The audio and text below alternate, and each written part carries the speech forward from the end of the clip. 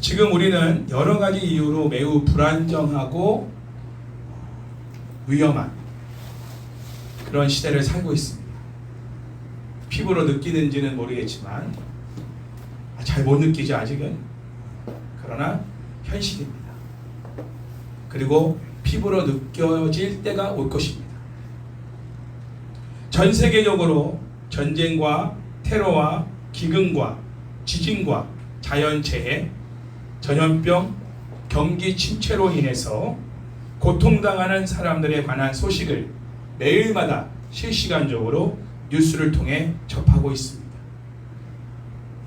이번에 또 러시아가 우크라이나의 그 접경 지역에 있는 댐을 폭파시켜서 한 마을이 완전히 물바다가 되어버리고 많은 분들이 죽음을 당하고 농산물이 다 잠겨버리고 썩어버리게 돼서 세계 식량의 제3위 수출국으로서 우크라이나가 정말 귀하게 전 세계의 가난한 민족들, 아프리카 민족들에게 쌀과 밀을 또 이렇게 수출하는 나라인데 더 식량난의 어려움을 겪게 될 상황이 되었다라는 또 뉴스의 보도를 보게 되었습니다.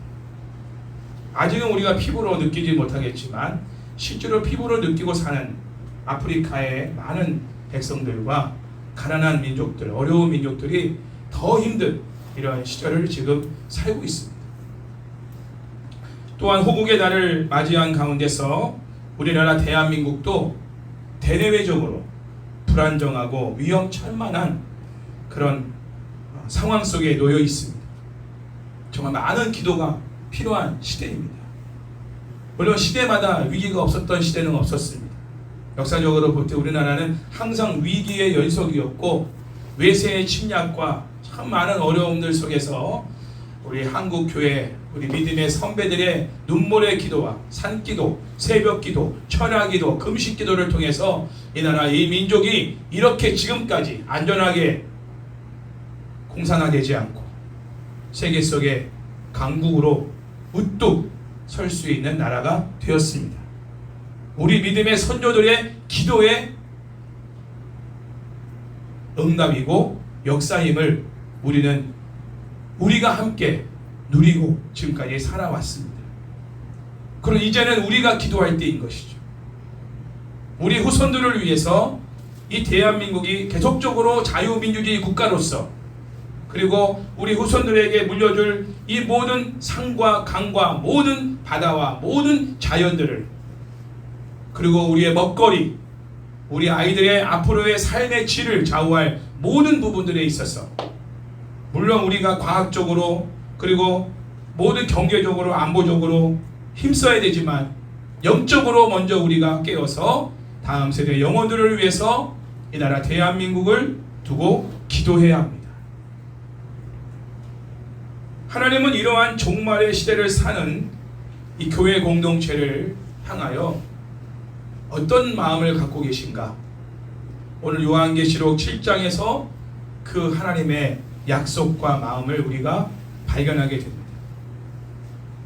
저는 사실 이 불안정하고 이 위험한 시대를 살아가는 가운데서 오늘 이 요한계시록 7장을 대하기 전에는 과연 이 시대의 교회와 성도들이 얼마나 이 종말의 때에 하나님 앞에서 온전한 믿음을 지킬 수 있을까?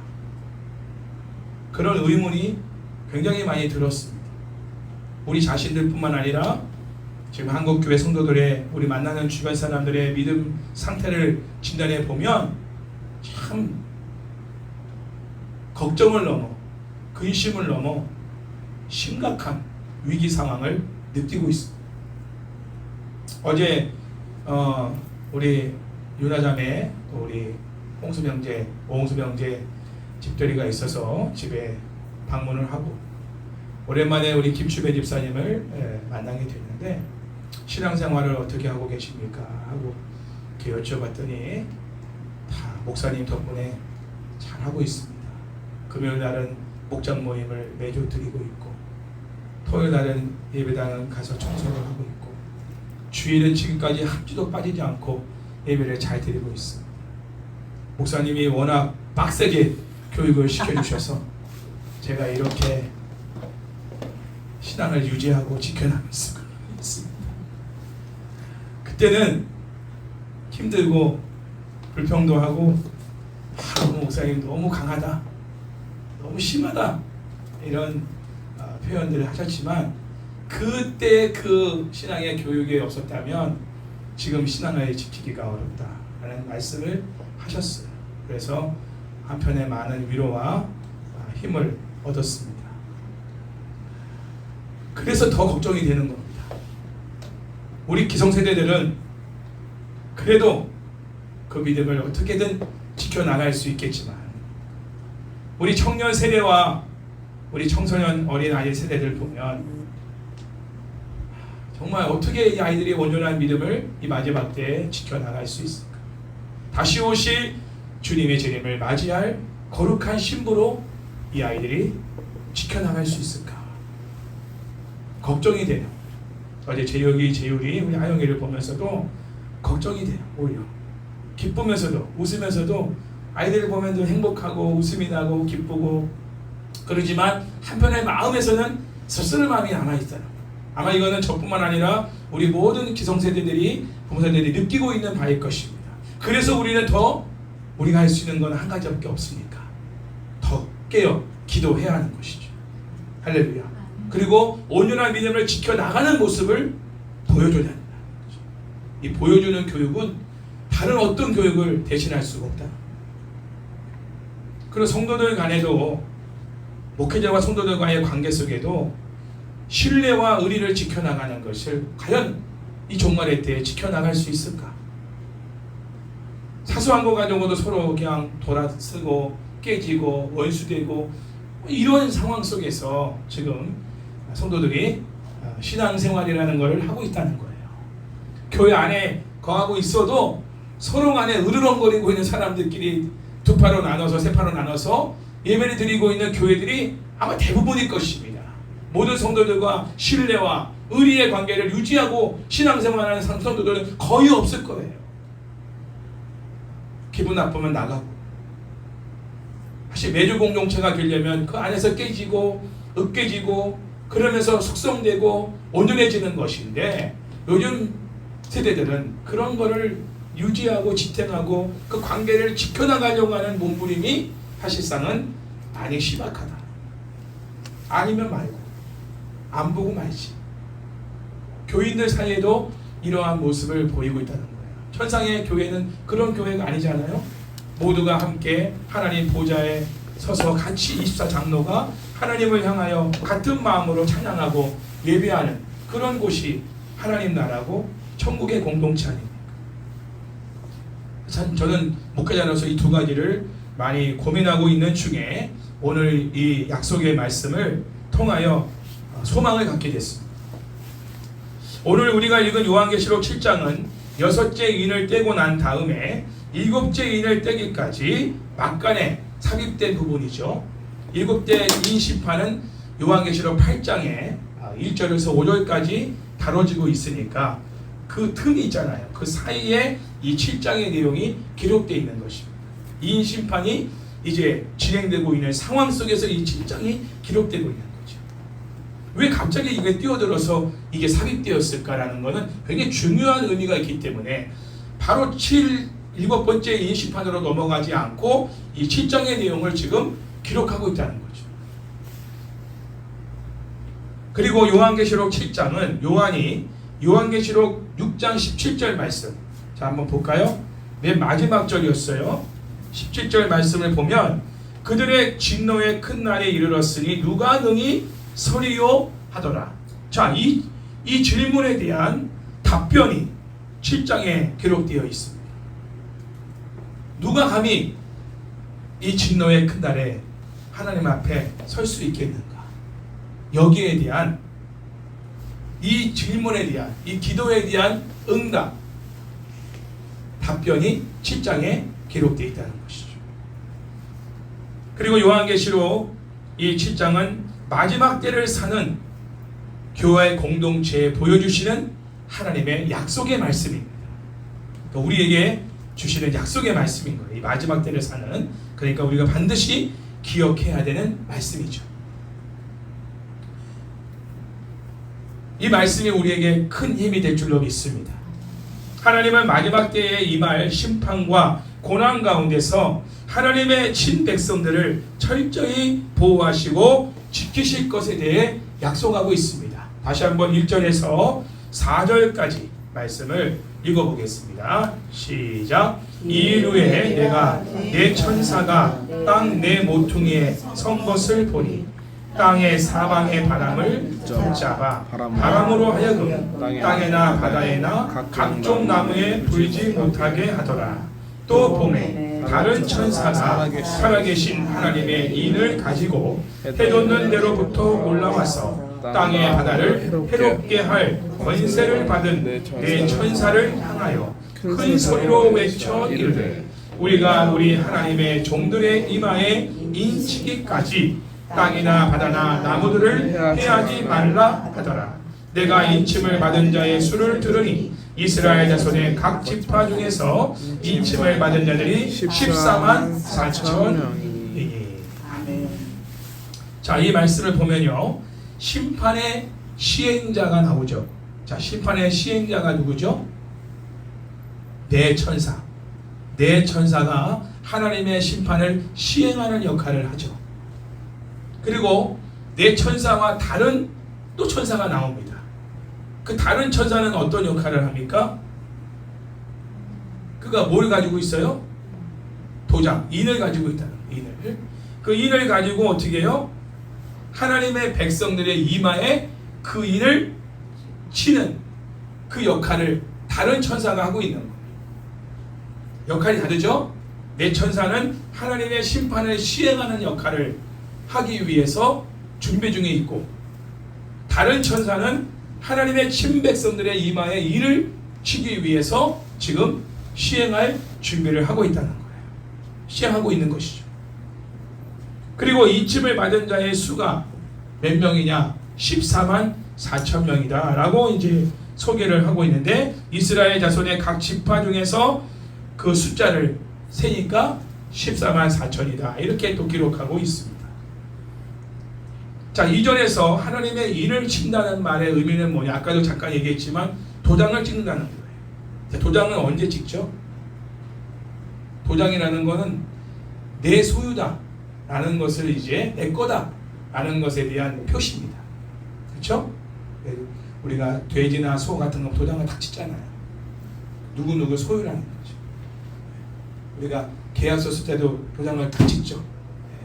우리 집이다. 차를 계약할 때 도장을 찍어요.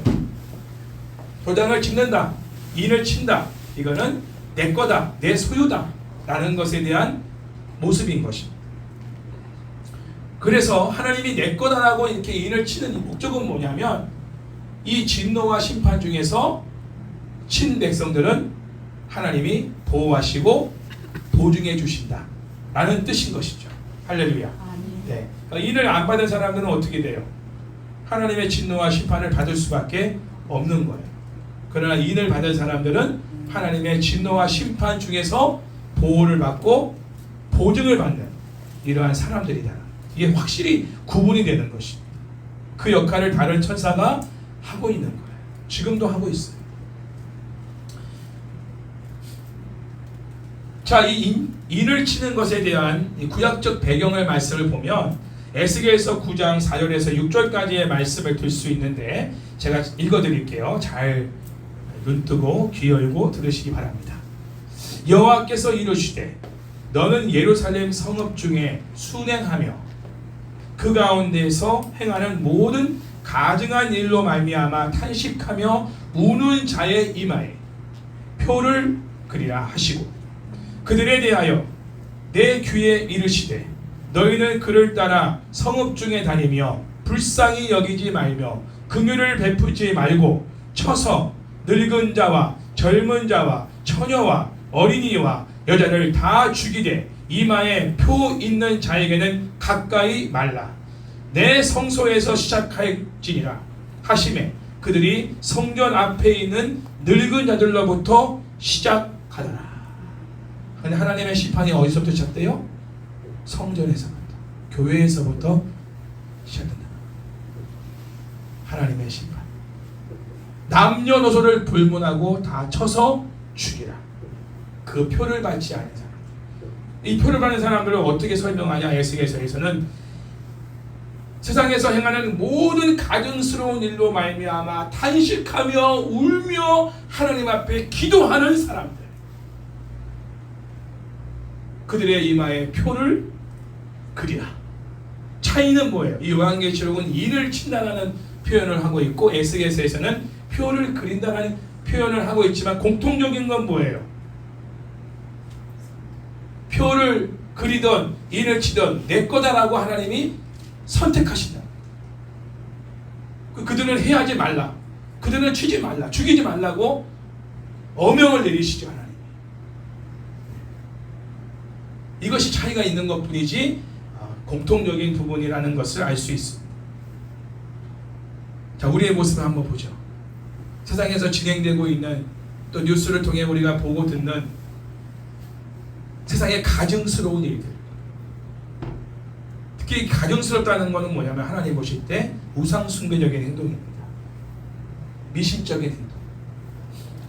제가 남산에 한번 저 집사람하고 몇 달 전에 한번 올라가니까 남산 거기 그 기념품 파는 데 앞에 오늘의 운세 같은 거 이렇게 천원 넣고 뽑는 거 있잖아요. 나무를 이렇게 막 아예 그냥 악구를 만들어 놨어요.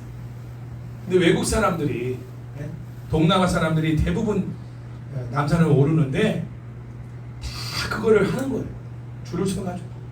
그리고 한국 젊은 그 연인들이 그것도 하는 거예요.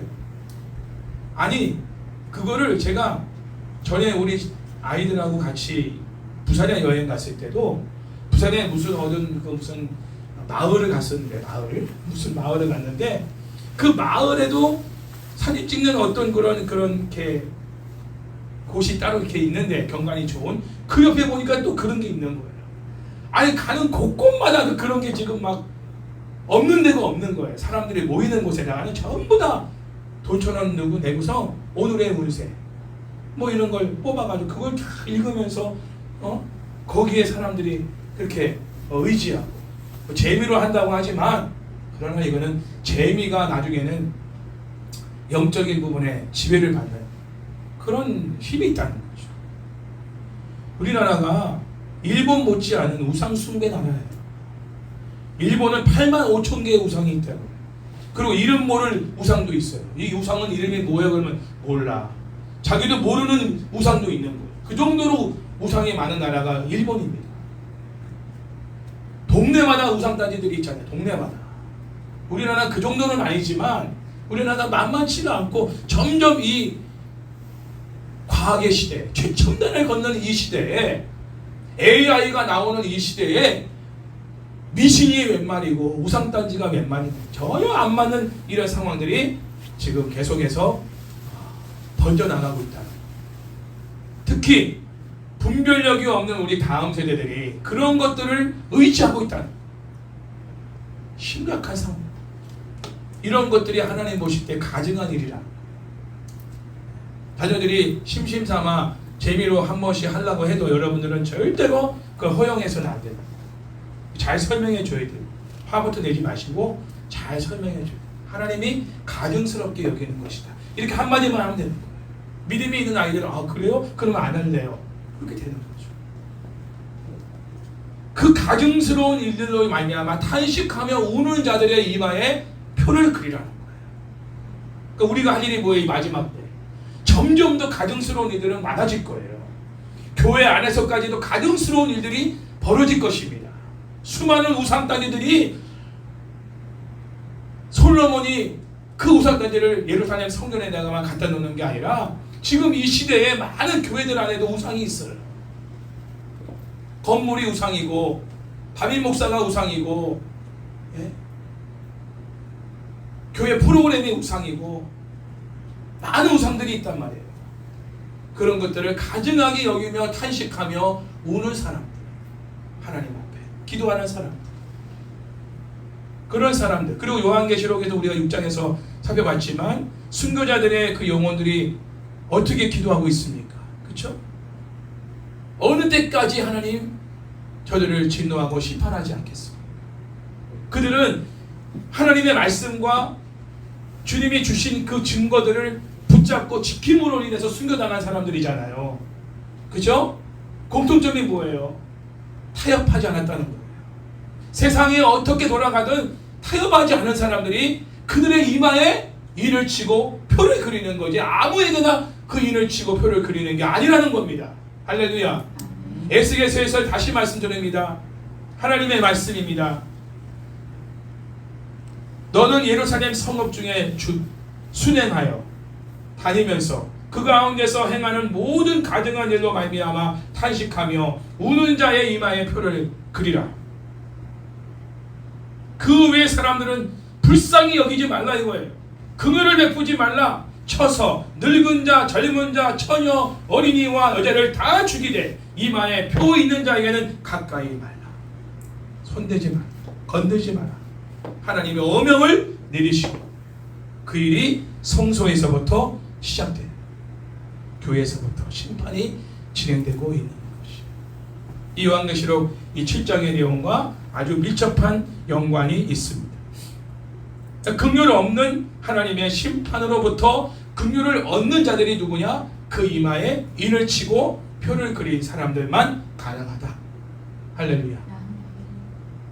이러한 정황을 요한계시록 7장에 적용해 본다면 이마에 인을 친다는 것은 뭐예요? 하나님의 소유된 백성임을 확증하는 것이고, 또한 동시에 그들은 하나님의 심판의 대상이 되지 않고 하나님의 보호의 대상이 된다는 사실입니다. 다시 말하면 이마에 하나님의 인을 받은 사람들은 이 악한 세상 속에서 하나님의 심판이 임할 때 하나님의 소유된 자로서 영적으로 보호를 받을 것을 보증하시는 그러한 표가 인을 치는 거예요. 할렐루야. 할렐루야. 인을 치고 그리고 표를 그리는 사람들, 하나님이 심판에서 보호해 주실 것을 확실하게 보증하시는 이러한 표식인 것입니다. 바울은 고린도후서 1장 22절에서 그가 또한 우리에게 인치시고 보증으로 우리 마음에 성령을 주셨느니라 라고 말하고 있습니다. 이 본문에서 인치라는 표현은 하나님에 의해 주어지는 것으로, 이 또한 하나님이 보증으로 우리 마음에 성령을 주신다라는 말씀이죠. 바울에 의하면 인침의 행위는 무엇이죠? 바울에 의하면 인침의 행위가 뭐예요? 좀 전에 말씀드렸잖아요. 뭘 주신다 우리에게? 우리 마음에 뭘 주신다? 성령을 주신다. 성령에 의하여 우리가 말하고 행동하며 분별하며 살아가는 삶. 그러니까 여러분, 영적으로 우리가 성령이 내 안에 없으면 우리의 기도도 하나님 앞에 올라가질 않아요. 오늘 큐티한 분들은 아시겠죠? 성령이 무슨 역할을 해요? 성도들의 기도를 하나님께 올려드리는 역할. 그래서 우리의 예배가 신령과 진정의 예배가 되지 않으면 하나님께 올려지지 않습니다. 성령이 아니면 우리가 예배 드려도 예배가 하나님께 올라가질 않아요.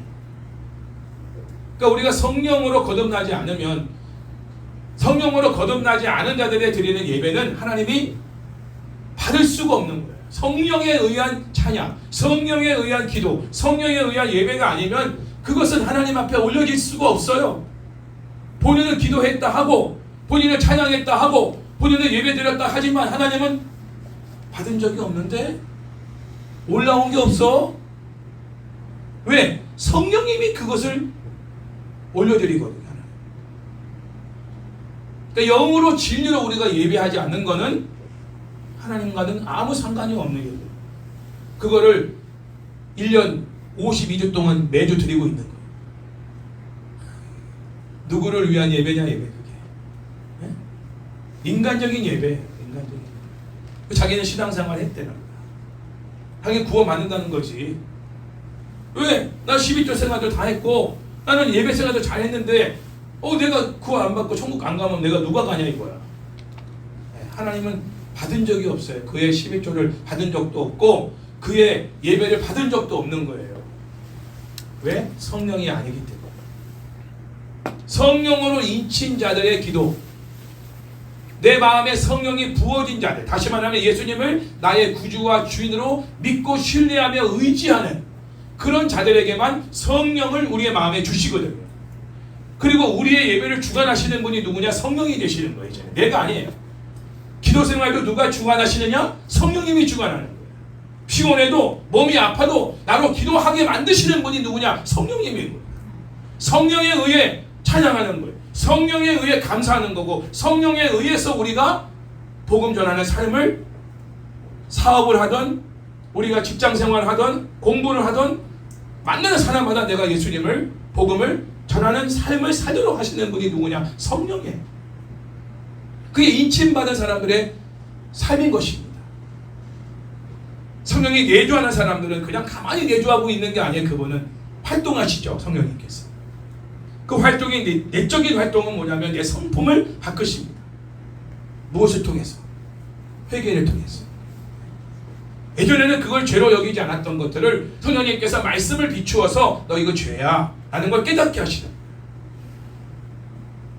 그러니까 성령이 아니면 죄를 깨달을 수 없어요. 성령이 하시는 게 뭐예요? 죄와 의와 심판에 대해서 말씀하시는 거예요. 성령님은 죄와 의와 심판에 대해서 말씀하시는 분이 성령이십니다. 성령이 교통하는 사람들은 대화 중에도 내 죄를 깨달아요. 목장 모임 하는 가운데도 우리가 성령이 교통하는 그 목장 모임 하다 보면요, 대화 중에 자기는 뭐 회개하십시오 지적하는 것도 아닌데 자기 얘기를 하고 있는데 성령님은 나에게 내 죄를 보게 하세요. 할렐루야. 그런 적 많잖아요. 나의 부족함, 나의 죄된 모습을 깨닫게 하시면서 막 소름이 끼치는 거야. 내 삶을 그냥 이렇게 벌거벗은 상태로 보여주는 것 같이 드러나는 거죠. 그래서 그거 가지고 조용히 골방에 가서 하나님 앞에 정말 눈물로 회개하는 그런 시간을 가지면서 나를 변화시키시고 새롭게 하시고, 제가 그래서 은총이한테도 그런 했던, 과거에 어렸을 때 했던 그런 표현들을 성령님이 깨닫게 해주시고, 때로는 이게 뭐 급쪽이나 뭐 이런 드라마를 보고도, 저는 이게 요즘에 그런 뭐예요? 그 낭만 닥터 김사부, 그걸 보면서도 성령님께서 그 안에서도 깨닫게 하시는 게 있어요.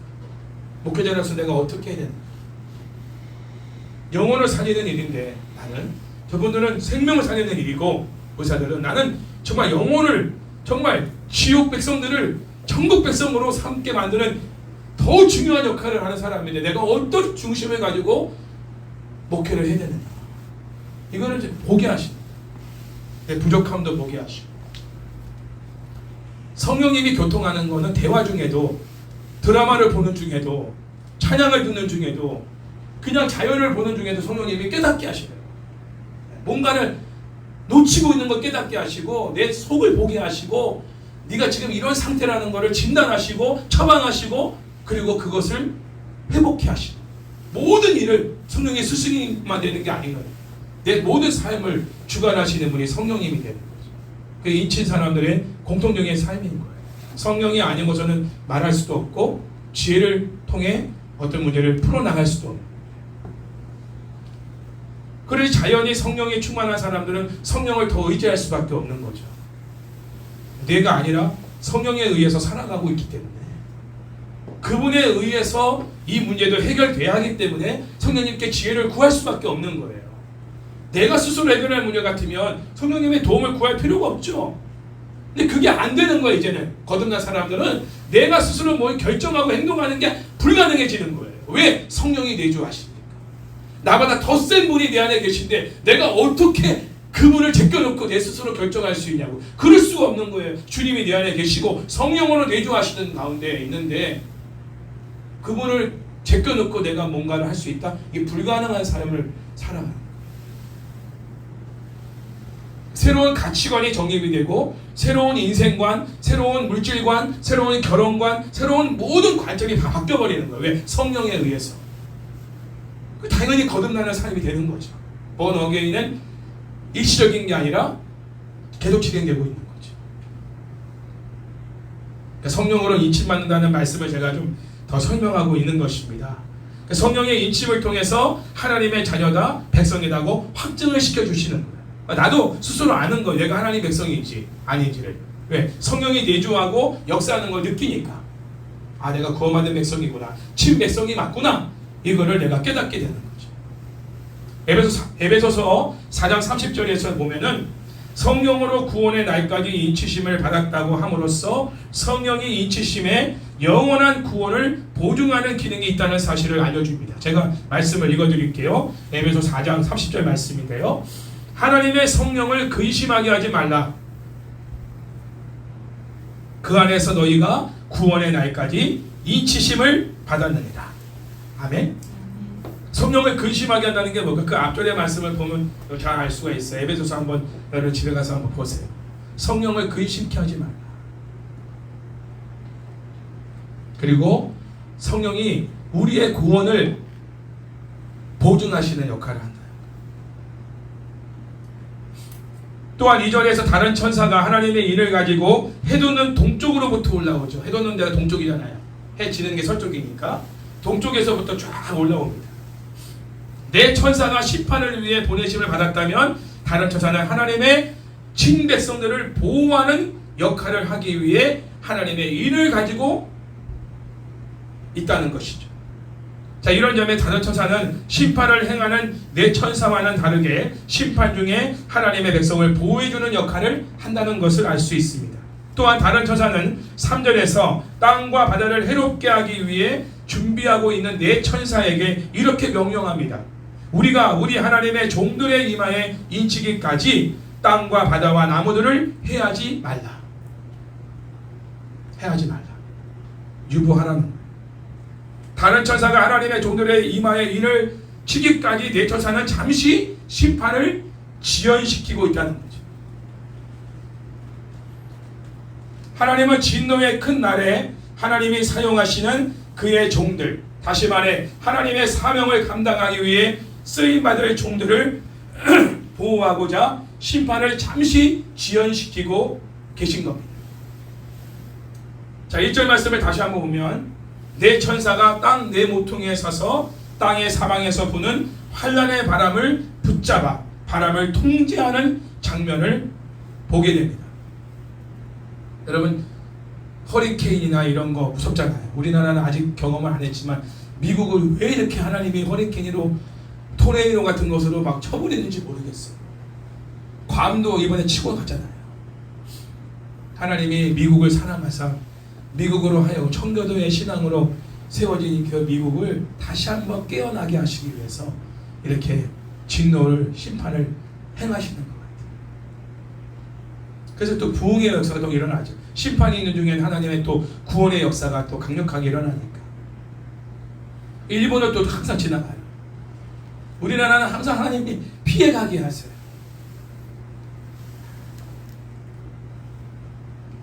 우리나라는 미국하고 좀 달라요. 우리나라는 순교자의 피가 세워진 나라입니다. 할렐루야. 물론 미국도 순교자들이 있겠죠. 그러나 미국은 청교도들이 어떻게 해요? 여러분 다 알다시피 인디안들을 다 이렇게 제해버리고 그 땅을 자기네들이 신대륙으로 차지한 거 아니에요. 그 땅을 정복한 거예요. 잘못 적용한 거죠. 인디안들을 다 쳐 죽였어요. 추수감사주의를 지키고 뭐 하나님께 먼저 교회부터 세우고 학교를 세우고 집을 마지막에 세우고 막 이런 전통들이 있지만 영국에서 그 신앙의 어떤 중심을 정말 이렇게 지키면서 영국에서 이제 그 핍박을 피해서 신대륙으로 와서 신앙을 지켜나간 사람들이 미국을 세운 거 아니겠습니까? 근데 우리나라는 원래가 우상따지 나라 말이에요.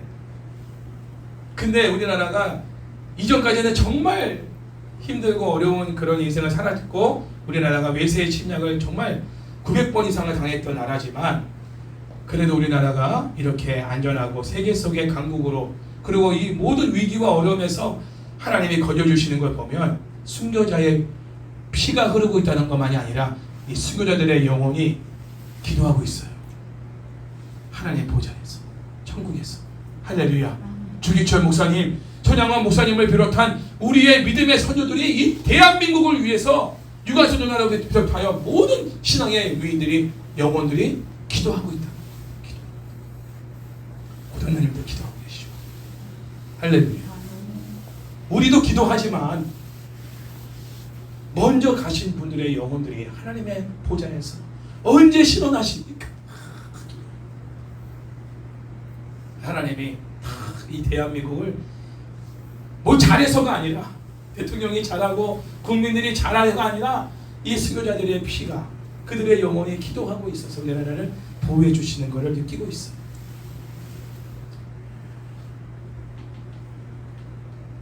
여기서 땅을 향하여 부는 환란의 바람은 사탄을 추종하는 세력들의 삶의 영역을 파괴하기 위하여 전방위적으로 동원되는 하나님의 심판의 도구라고 말할 수가 있습니다. 무시무시한 환란의 바람. 또한 네 천사가 땅의 네 모퉁이에서 땅의 네 바람을 붙잡고 있는 것은 심판을 막고 있는 게 아니라 심판을 진행하기 위해 대기하고 있는 모습이라는 것을 또한 우리가 알아야 됩니다. 잠시 지연하고 있는 거예요. 왜냐하면 땅의 사방에서 부는 환란의 바람을 붙들고 있는 네 천사를 2절에서 뭐라고 말하고 있어요? 2절을 보면 땅과 바다를 해롭게 할 권세를 받은 네 천사라고 증거하고 있기 때문이죠. 그렇죠? 심판을 할 권세를 가진 사람, 가진 천사라는 거예요. 그러니까 심판을 막고 있는 게 아니죠. 잠시 유보하고 있는 거죠. 이때 다른 천사는 하나님의 인을 가지고 하나님의 종들의 이마에 인을 치고 있는 것입니다. 여기서 하나님의 종들이라고 하는 것은 지금에 말하는 주의 종들만 말하는 게 아니라 하나님의 친백성들을 말하는 겁니다.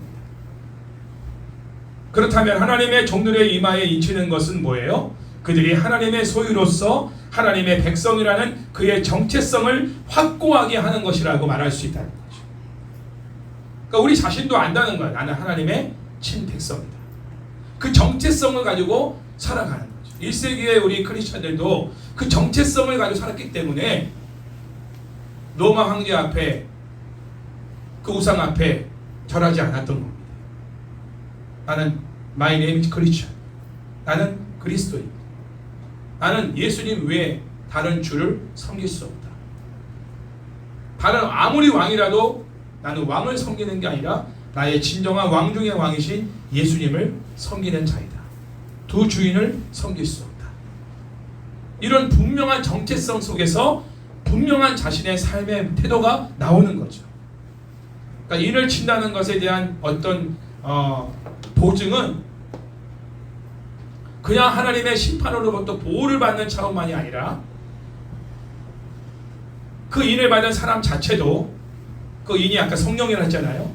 성령을 모시고 있는 그 사람 자체도 그 정체성을 가지고 산다는 거예요. 나는 하나님의 백성이다. 그리고 하나님의 백성다운 언행 심사를 하며 살아가는.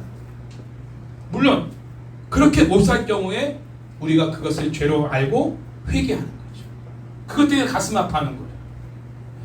내가 요구하는 걸 하나님이 안 들어줘서 불평하는 게 아니라 내가 하나님의 거룩함을 드러내지 못한 것에 대해서 괴로워하는 거예요. 내가 하나님 백성인데 내 삶을 통해 그 하나님의 거룩함과 의로움을 드러내지 못한 것 때문에 내가 하나님 앞에 통회하고 자복하고 회개하는, 마음 아파하는. 그러니까 마음 아파하는 차원이 다른 거예요. 하나님의 거룩함을 드러내지 못하는, 다시 말하면 하나님 백성답게 살지 못한 것에 대해 내가 괴로운 거예요. 그게 하나님의 성령으로 인침받은 사람들의 삶인 것이죠. 아까 우리 청년의 기도 찬양을 가사를 쭉 했지만 불의로 얻는 물질을 원하지 않아. 스스로 덜 벌고 내가 다른 사람보다 부족해도 땀 흘려 수고하여 벌어들인 소득에 대해서 감사하고 만족하고 그것으로 선교하고 그것으로 교회를 세우고 그것으로 내가 생활하는 것에 감사하고 만족하는 사람들. 불의로 얻은 헌금을 가지고, 돈을 가지고 1억 10억씩 헌금해서 교회 건축을 하면 뭐 하겠냐는 거예요. 그걸 자랑으로 여기고 그렇게 세워진 건물을 보고 하나님이 기뻐하시겠냐는 거예요. 가증하게 사는 것이죠. 그런 모습을 보고 같이 가증하게 여기며 탄식하고 우는 사람이 진백성인 것이고, 그렇게 세워졌어도 건물이 있다는 거에 감사하며 그걸 하나님의 은혜라고 생각하는 사람들은 착각하는 거예요. 이미 그들은 만몬을 숭배하는 사람들이지 하나님을 숭배하는 사람들이 아닌 것입니다. 구별할 수 있어야 돼요. 하나님은 거룩하신 분이에요. 하나님의 속성 중에 첫 번째가 거룩입니다. 그 말은 가증한 것을 용납하지 않은 분이에요. 불의한 걸 용납하지 않은 분이란 말이에요. 그런데 결과만 좋으면 된다? 아니에요. 하나님은 과정을 보시는 분이에요. 시작부터 과정부터 결과까지 다 보시는 분이 하나님은. 그런데 과정이 불의한들 결과만 좋으면 되는 거 아니냐, 하나님을 그렇게 우상 수준밖에 안 되는 존재로 취급하는 그런 사람들이 교회 장로고 권사고 집사고 목사라면 하나님이 그들이 세워진 교회, 그들이 숭배하고 그들이 예배하는 그런 현장에 오시겠냐? 하나님이 임재할 수가 없어요.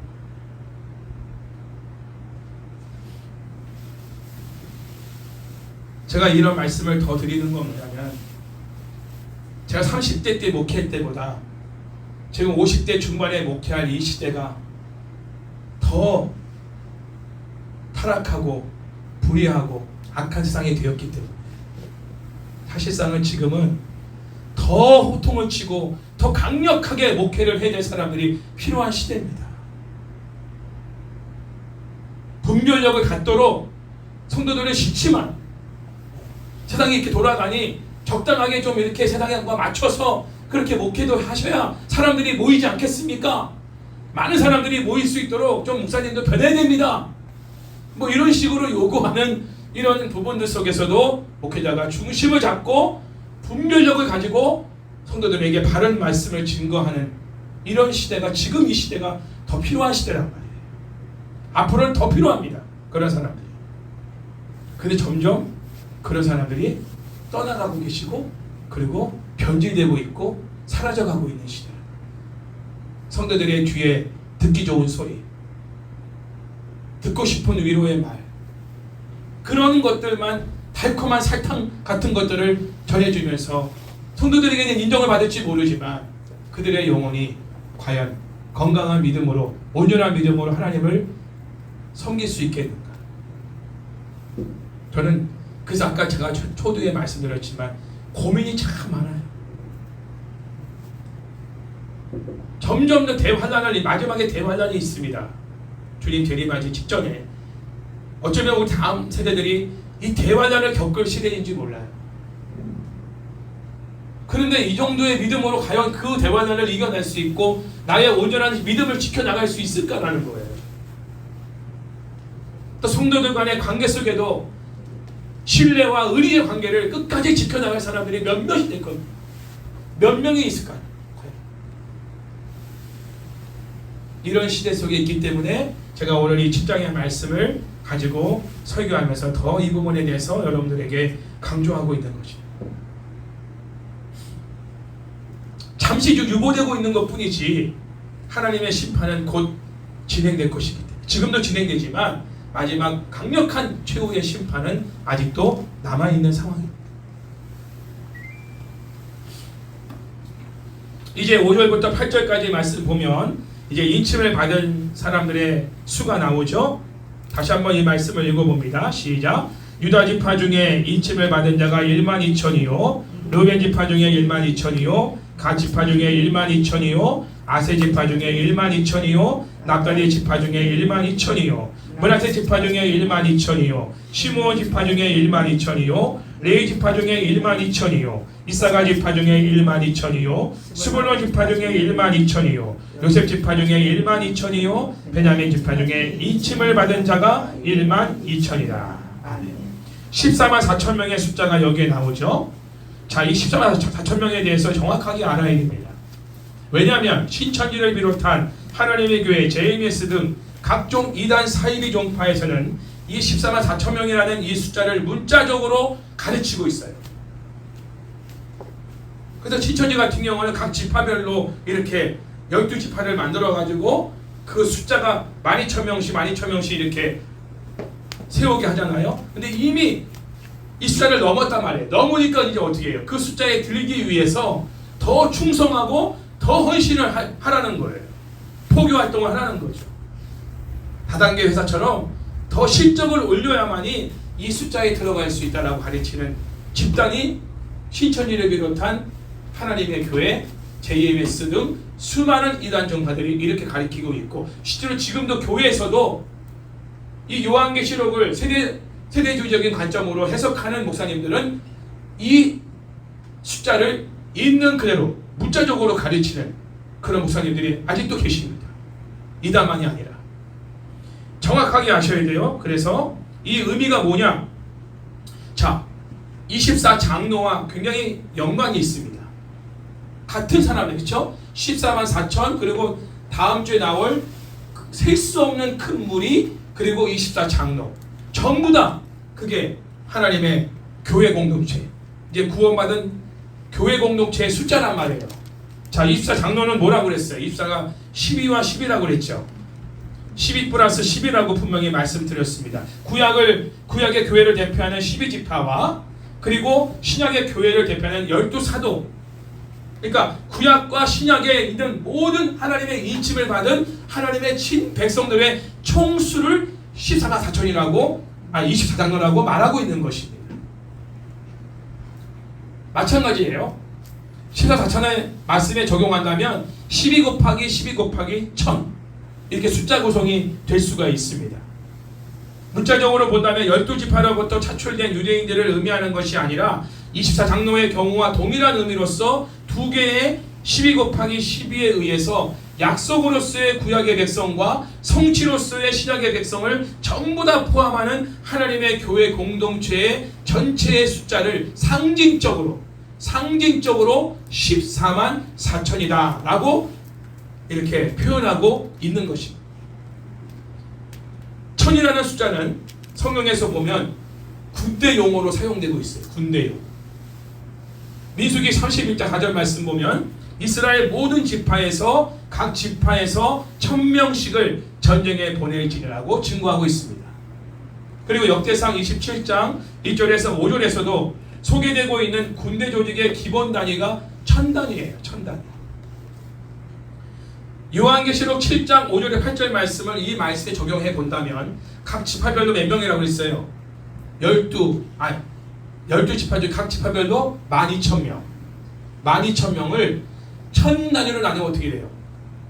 12개의 군대 조직이 되는 거예요. 1000단위로 나눈다면. 그렇죠? 12개의 군대 조직으로 한 지파가 나눠지는 겁니다. 그렇게 적용할 수도 있습니다. 다시 말하면 핵심적인 내용은 뭐냐면 지상에 남아있는 교회들은 전투하는 교회라는 거예요. 할렐루야. 영적인 전쟁을 싸우는 그러한 사람들이라는 거예요. 믿음의 선한 싸움을 싸우는 영적 군대다. 하나님은 그렇게 보신다는 거예요. 지상의 교회를. 그러면 우리가 이 땅에 살면서는 어떤 삶을 살아야 돼요? 전투적인 삶을 살아야 된다. 그러면 어떻게 돼요? 에베소 6장 말씀처럼 하나님의 전신갑주로 늘 무장되어 있어야 된다. 그러니 우리가 그냥 이렇게 한가하게 여유롭게 안락하게 그렇게 신앙생활에서는 안 된다는 것입니다. 이 시대가. 왜냐하면 우리의 신앙을 가만 내버려 두지 않는 악의 세력들이 있다는 거예요. 우리를 미혹하고 우리를 유혹하게 하고 우리의 신앙을 저버리게 만드는 끊임없는 악의 세력들의 영적인 공격들이 있기 때문에 이 땅에서는 우리가 그런 모든 유혹과 미혹을 싸워 이겨 승리해야만 이기는 자로서 우리가 기동적인 24장로의 14만 4천에 우리도 함께 속하여 살아갈 수 있는. 물론 중요한 건 뭐예요? 초도에 먼저 말한 것처럼 우리를 성령으로 인쳐주셨다는 거죠. 그러니까 우리의 싸움은 혈과 육의 싸움이 아닌 것이죠. 할렐루야. 네. 누가 대신 싸우시는 거예요? 성령이 싸우시는 거예요. 성령이 함께 하시네. 그렇죠? 좁은 길을 걸으며 밤낮 기뻐하는 것. 주의 영이 함께 합니다. 네. 성령의 말씀의 검을 가지고 우리가 싸우는 거예요. 성령님께서 우리를 무장시켜 주시죠. 말씀으로 무장시키고, 기도로 무장시키고, 찬송으로 무장시키고, 구원의 확신, 의의 흉배 관계, 그리고 복음의 신발, 그죠? 진리의 허리띠, 모든 것을 우리가 무장하는 게 아니라 성령님께 우리가 그것을 구하고 나갈 때 성령님이 우리를 무장시키시고, 그러니까 무장된 군사로서 우리는 세상을 향해 나아가야 되는 거예요. 날마다. 그러니까 아침에도 여러분들이 학교를 가든 직장을 가든 어디 가든 간에 그냥 나가면 안 돼요. 그날은 100점 대표야 합니다. 아주 사소한 거 하나 가지고도 무너질 수 있어요. 좀 더 일찍 일어나서 여러분들이 큐티만이 아니라 기도도 하시고, 그리고 매 순간순간마다 성령님께 지혜를 구할 뿐만 아니라 여러분들이 유혹을 받고 미혹을 받을 때도, 감정적으로 여러분들이 뭔가 이렇게 힘들 때도 성령님께 도움을 구하셔야 돼요. 치우치지 않도록, 내가 감정에 치우치지 않도록 내 감정을 지켜달라고, 내 마음을 지켜달라고, 내 혀를 지켜달라고 성령님께 도움을 구하며 살아야 우리가 승리의 삶을 하루도 살 수 있는. 특히 무너지기 쉬운 곳이 가정입니다. 왜? 무장하지 않은 곳이기 때문에. 여러분 집에서도 죄송하지만 전신갑주는 차고 있어야 돼요.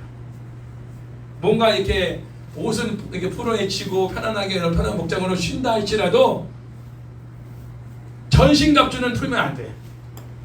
집에서 무너질 수 있거든. 집에서도 기도생활, 말씀생활, 찬양생활 통해서 성령님의 도움을 붙들고 지혜롭게 말하고 처신할 수 있어야 돼요. 그러면 밖에서는 승리했는데 집에서는 무너지는 일이 없을 것입니다.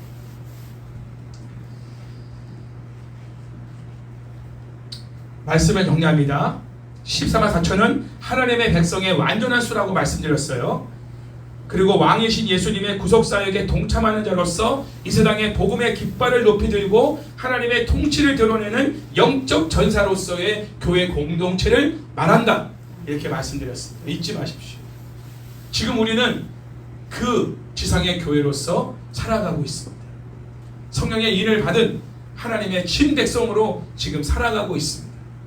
그러므로 영적 전사로서 오늘 말씀의 제목처럼 이 세상에서 우리는 복음의 깃발을 높이 들고, 한 손엔 복음을 들고 한 손엔 사랑을 들고 세상 구석구석을 누비면서 들어가서 복음의 깃발을 꽂는, 기도의 깃발을 꽂는 이러한 삶을 살아가시기를 축복합니다.